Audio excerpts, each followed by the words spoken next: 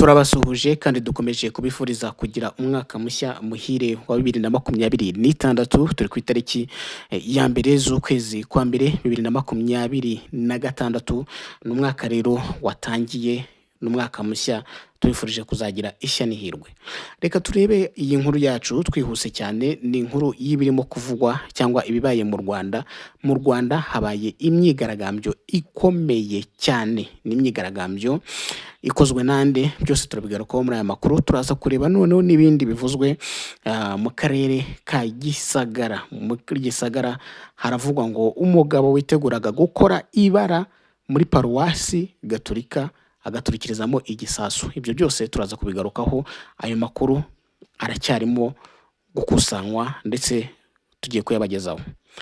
Reka rero bakunzi bacu tubabwire yuko mu Rwanda hari impunzi z'abanyekongo zihamaze imyaka irenga cyangwa se ikabakaba 30. Izi mpunzi rero zibarizwa mu nkambi zitandukanye zo mu Rwanda. Uyu munsi ku itariki ya mbere ubwo abandi bizihizaga ubunani, izi mpunzi zo zazindukiye mu myigaragambyo ikomeye, ariko ngo ni imyigaragambyo zo zise imyigaragambyo y'amahoro.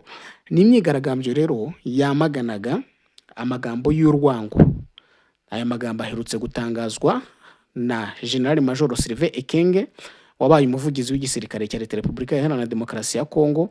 Aba baturage cyangwa se aba banyekongo bari mu Rwanda b'impunzi basabye yuko uyu General Major Sylvain Ekenge akurikiranwa n'urukiko mpuzamahanga mpanabyaha ICC, cyangwa se rwa rundi mu yandi magambo abantu bazi nk'urukiko rw'Irahi mu Buholandi. Iyi myigaragambyo yakozwe uyu munsi nyine. Imwe yabereye mu nkambi ya Mahama. Mahama ni hariya mu karere ka Kirehe. Indi ibera mu nkambi ya Kigeme. Kigeme ni mu karere ka Nyamagabe, ni mu ntara y'Amajyepfo, aho izi mpunzi zakoze urugendo rwo kwamagana aya magambo zizenguruka inkambi yose. Aya magambo na yahe? Ese izi mpunzi zatangaje iki kuri ibi ngibi bizakoze? Kwa 27 Ukuboza, ni ukuvuga 27 z'ukwezi kwa 12 umwaka ushize, ubu twavuga ko ari umwaka ushize, nibwo General Ekenge yatumiwe kuri televiziyo y'igihugu mu kiganiro cyasobanuraga uko umutekano uhagaze mu burasirazuba bwa Kongo, cyane cyane mu bice biri kuberamo imirwano mu ntara ya Kivu y'Amajyepfo. General Major Sylvain Ekenge yavuze amagambo yibasira abatutsi, agira n'aho avuga ko gushyingiranwa n'umututsikazi bisaba kwitonda, kuko mu gihe cyo kubyara azana mu rugo bene wabo bakaba ari bo babyarana, kugira ngo amaraso y'uwo ngundi babashyingiranye ativanga mu muryango wabo. Ni amagambo yagaragaje uburyo urwango ku batutsi bw'ubutegetsi bwo muri Repubulika ya Demokarasi ya Kongo rwarenze inkombe, ku buryo rwageze no mu basirikare bashinzwe kurinda abaturage. Aya magambo rero yateye igitutu, bivuga ko ibihugu bikomeye byakomeje kugenda biyamagana, ndetse n'umuryango w'ubumwe bw'Uburayi, European Union, nawo wamagana aya magambo ya Bwana Sylvain Ekenge, bavuga yuko adakwiye. Icyo gitutu rero cyatumye leta ya Kongo igira gutya imukura ku mwanya w'umuvugizi w'igisirikare cya Kongo, imirimo ye nyine ayihagarikwaho. Inkambi ya Mahama rero izi mpunzi zigaragambirijemo ibarizwamo impunzi 72,100, harimo abanyekongo 27,000. Biganjemo abamaze imyaka 30 mu buhunzi n'abakiri bato bagiye bavukira mu nkambi zitandukanye. Bose bakaba barahunze ubugizi bwa nabi bakorerwaga mu gihugu cyabo cya Repubulika ya Demokarasi ya Kongo hariya mu burasirazuba. Uwitwa rero Umutoni Chantal warizwa mu nkambi ya Mahama yavuze ko urugendo rw'amahoro bakoze rugamije gusaba isi yose kumva akarengane n'ivangura bakorerwa. Yavuze ko badashobora kwishimira iminsi mikuru nk'abandi, ngo baceceke mu gihe ubuyobozi bwa leta ya Kongo bukomeje kwica abaturage bene wabo, bakabikora babarasa, abandi bakicishwa inzara, amahanga arebera agaceceka. Ati turamagana politiki ya RDC ikomeje kutwita abanyamahanga ku butaka bwacu, igashyigikira ivangura n'ubwicanyi. turamagana kandi amagambo y'urwango yavuzwe ku mugaragaro n'umuvugizi w'ingabo za FARDC General Major Ekenge watangaje ko gushyingiranwa n'umututsikazi ari ikibazo gikomeye, agahamagarira abanyekongo bose kudashyingiranwa nabo. Uyu mugore witwa Umutoni nyine Chantal yasabiye uyu muyobozi mukuru mu ngabo za leta ya Kongo gukurikiranwa n'inkiko mpuzamahanga kuko amagambo yavuze ashobora kuririrwaho n'abandi baturage bakica abatutsikazi, abandi bakanga kubashaka babazeza uko bavutse. Mugenzi rero witwa Mukakayonga Justine amaze imyaka 30 ari impunzi nyuma y'ubwicanyi bakorerwaga bakiri muri Kongo, yavuze ko amagambo ya General Ekenge agaragaza ko ubwicanyi bahunze bugihari kandi leta ya Kongo ititeguye kubureka. Ati turifuza ko amahanga yatuvuganira, leta ya Kongo ikatwemera kuko dufite impungenge nkatwe tumaze imyaka 30 mu buhunzi. Dufite impungenge ko itanatwemera. Turasaba ubuvugizi ko baduha uburenganzira ku gihugu cyacu tukanasubira iwacu. Mandela Eric imyaka 25 yavuze ko aterwa gahinda no kuba yaravukiye mu buhunzi. Leta ya Kongo ikaba inakomeje gukwirakwiza amagambo y'urwango yandagaza ababyeyi babo nabo badasigaye. Umugenzi witwa Ndagijimana Justin ati iyo utangiye kugaragaza ko abaturage bo mu bwoko bumwe atarabizerwa kandi bari mu gihugu, bivuze ko aho abandi bamubona bakwiriye kumwishisha bakamuheza. Iyi niyo mpamvu twibutse leta ya Kongo ko turi abaturage nk'abandi kandi ko dukwiriye kwitabwaho nk'abandi baturage. Nibaduha uburenganzira ku butaka bwacu, dusubizwe iwacu kandi bahagarike kutwica. Uhagarariye impunzi z'abanyekongo yitwa Ndayisaba Christophe yavuze ko bari kwamagana imvugo z'urwango zihembera jenoside zikoreshwa n'abayobozi ba RDC, kimvugo z'urwango zitari kuri Ekenge gusa ahubwo ko biri no mu bandi bayobozi b'iki gihugu. Ati turifuza ubutabera, turasaba ko umuryango mpuzamahanga wabona ikibazo gihari bakagikemura natwe tugataha. Turasaba ko imiryango mpuzamahanga yafata ibyemezo. Kuvuga ko General Major Ekenge yahagaritswe ku nshingano ntibihagije, akwiriye no gushyikirizwa ubutabera. Reka tujye noneho mu mpunzi z'abanyekongo ziri mu nkambi ya Kigeme harari mu karere ka Nyamagabe. Iyi nkambi iherereye mu murenge wa Gasaka mu karere ka Nyamagabe, aba nabo bigaragambije. Iyi nkambi yo icumbikiye abanyekongo barenga 14,000 barimo benshi bamaze imyaka myinshi mu buhunzi n'ababuvukiyemo batazi wabo uko hasa kuko bahejwe inshuro nyinshi mu gihugu cyabo. Izi mpunzi zicumbitse muri nkambi zimaze imyaka 14 mu buhungiro mu Rwanda. Abayibarizwamo bakoze urugendo bitwaje ibyapa ndetse n'indangururamajwi zitanga ubutumwa bwamagana General Major Ekenge na leta ya Kongo kubw'urwango bakomeje gukwirakwiza mu baturage bose. Intero ikaba yari imwe, nuko barambiwe ubuhunzi bagasaba imiryango mpuzamahanga kugira iki ikora aho gukomeza kwicara ngo barebere gusa.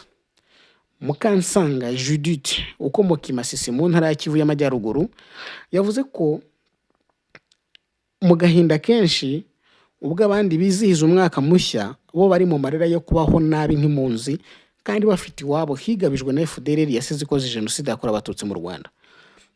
Ati ubu umukobwa wanjye yansiganye uyu mwana ajya gushakisha, none nanjye nasigaye nk'umwana amazi aho kumuha amata. Tubayeho ubuzima bubi bw'ubuhunzi cyane kandi amahanga arebera. Turasaba ko twafashwa gutaha iwacu kuko niho gakondo yacu. Uyu Mukansanga yakomeje avuga ko kuba leta iharanira demokarasi ya Kongo ibangisha abandi baturage ba Kongo bigaragaza ko itabakunze. Ashimangira ko bikwiye ku muryango mpuzamahanga wahije ikibazo cy'ivangura nyine agaciro kugira ngo bumvishe impamvu yo gutaha RDC. Umuyobozi w'inkambi ya Kigeme witwa Munyakarambi Sebutozi Edison yavuze ko icyatumye bahaguruka kurwanya kwamagana ubutegetsi bwa RDC ari uko bakeneye gutaha mu gihugu cyabo aho gukomeza kwitwa impunzi. Ati turababaye kuko tubayeho nabi kandi tubimazemo igihe. Kugeza ubu umuntu ahabwa 3,000 cyangwa 6,200 azamutunga ku kwezi kose, abandi ntayo bahabwa. Ushingiye ku biciro aya mafaranga ntawe yatunga, turababaye. Uyu muyobozi akomeza avuga ko General Major Ekenge yerekanye politiki ya leta ya RDC agasaba ko amahanga yose yahaguruka akamagana agashinyaguro bahozwaho kugira ngo nabo bagire agaciro. Ibyakozwe rero na General Major Ekenge ni igihamya cy'imitegekere ya RDC ishingira ku moko, ikica ndetse ikanaheza bamwe, cyane cyane abanyekongo bavuga ikinyarwanda mu bwoko bw'abatutsi. Icyakora inshuro nyinshi leta ya RDC yavuze ko nta bwoko bwibasirwa, ndetse ko abavuga ko abatutsi abanyekongo bibasirwa baba babeshya. Nyamara gusa ibimenyetso bibihamya byo bijya hanze buri munsi binyuze mu bikorwa by'ingabo za FARDC n'imitwe bafatanya, kimwe n'imbwirwaruhame z'abayobozi bo mu nzego nkuru za leta usanga zidasibamo imvugo z'urwango.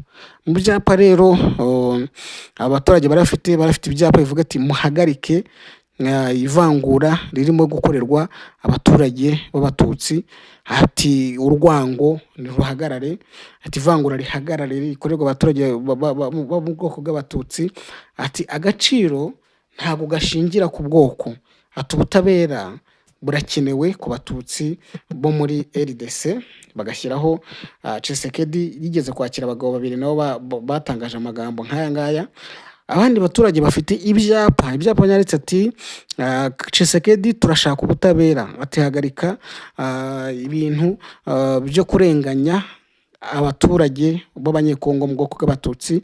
Abandi bati mu by'ukuri ati Tshisekedi turashaka amahoro, niko izi mpunzi zari zimeze zirimo zamagana Perezida Felix Tshisekedi ndetse na General Major Ekenge kubera ari amagambo y'urwango bavuze. Rero bavuga ati dukeneye gutaha, dukeneye gusubira mu gihugu cyacu, kandi uyu muyobozi wavuze aya magambo mu by'ukuri agomba gufatirwa ibihano, ndetse n'urukiko mpuzamahanga mpanabyaha rukaba rwagira ikintu rumukoraho. Reka rero turebe n'ikindi n'ibindi birimo kugenda bivugwa ubu ngubu.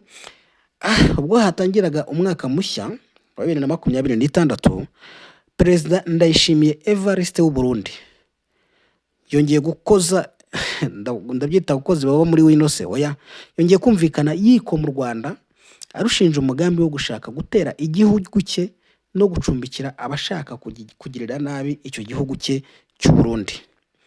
Ndayishimiye amaze iminsi yumvikana yibasira u Rwanda, yongeye kurushyira mu majwi mu ijambo risoza umwaka wa 2025 yagejeje ku Barundi ku munsi w'ejo ku itariki 31.